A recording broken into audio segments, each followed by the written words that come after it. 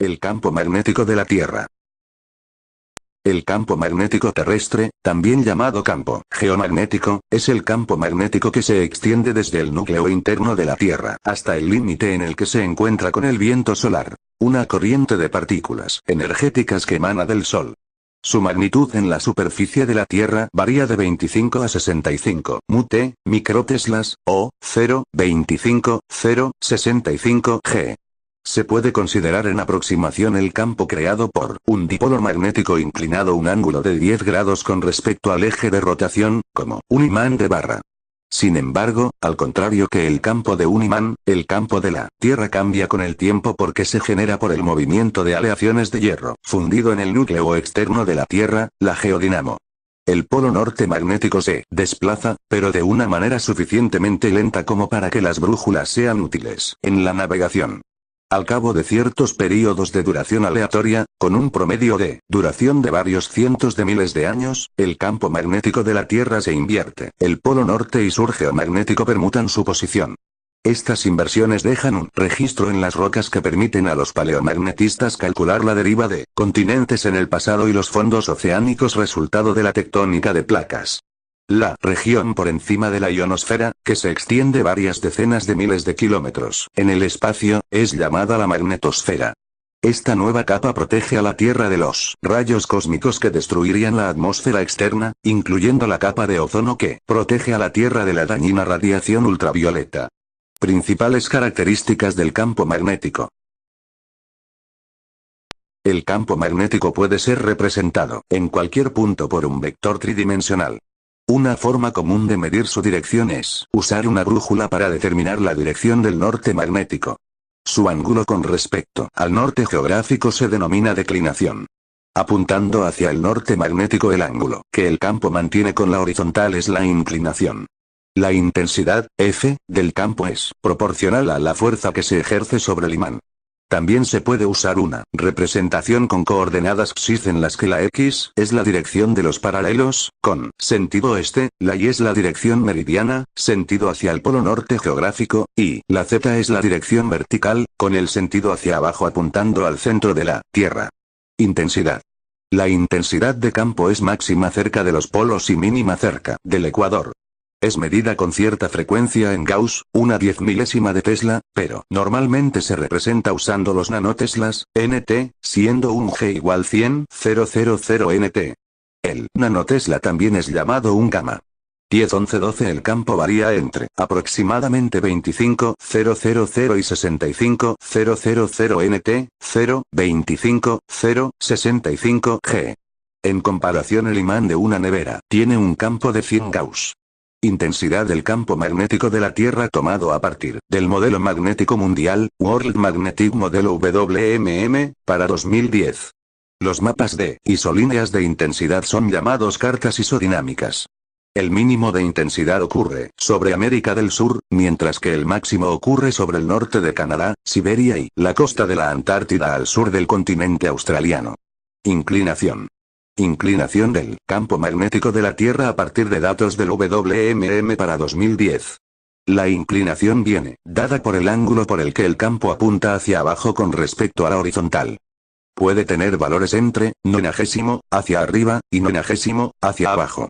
En el polo norte, magnético apunta completamente hacia abajo, y va progresivamente rotando hacia arriba al disminuir la latitud hasta la horizontal, inclinación, que se alcanza en el ecuador magnético. Continúa rotando hasta alcanzar la vertical en el polo sur magnético. La inclinación puede ser medida con un círculo de inclinación.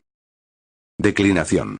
Artículo principal. Declinación magnética. La declinación es positiva para una desviación del campo hacia el este relativa al norte geográfico. Se puede estimar al comparar la orientación de una brújula con la posición del polo celeste.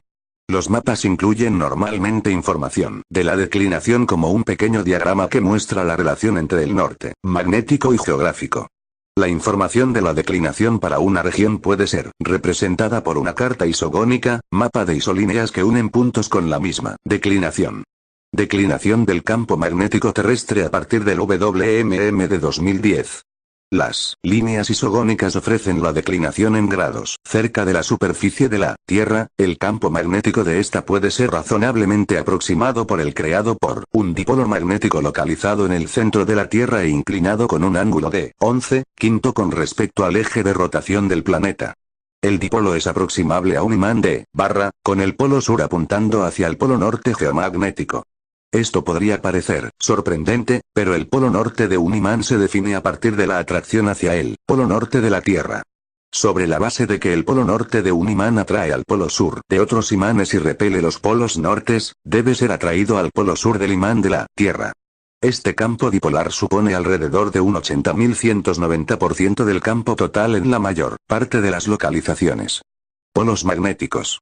El movimiento del polo norte magnético de la Tierra a lo largo del Ártico canadiense. La posición de los polos magnéticos puede definirse por lo menos de dos maneras.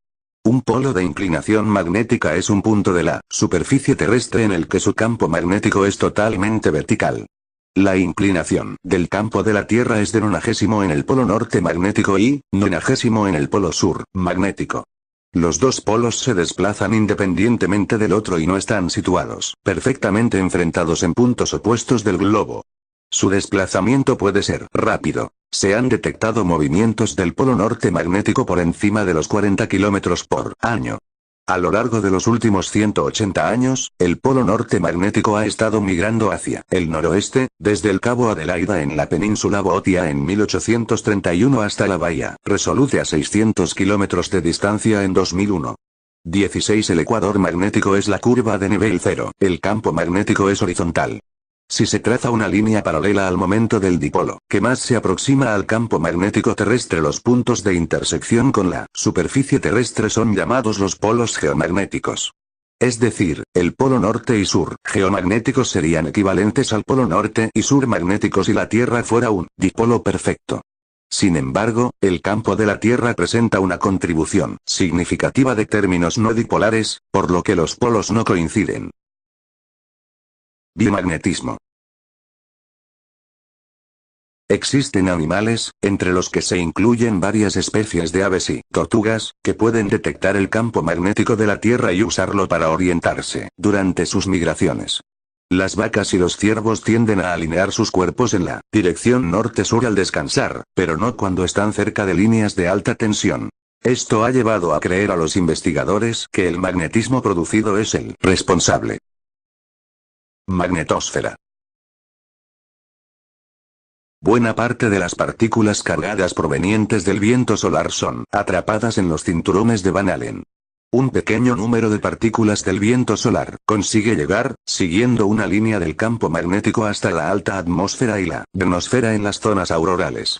El único momento en el que el viento solar es observable desde la Tierra es cuando es suficientemente fuerte como para producir fenómenos como la aurora y las tormentas geomagnéticas.